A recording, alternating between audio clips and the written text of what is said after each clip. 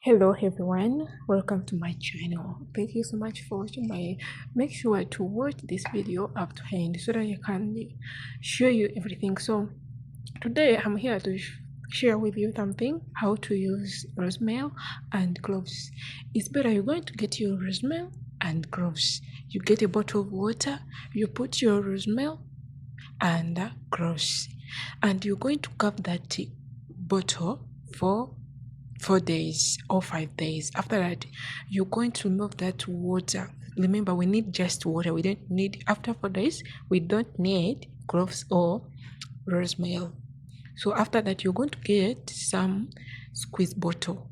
You understand? You're going to get some squeeze bottle so that it can makes you easy to spray your hair.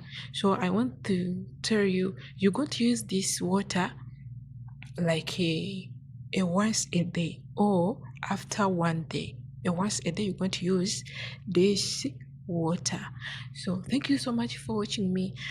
Don't forget to subscribe, comment, and you can follow me and subscribe. Thank you so much.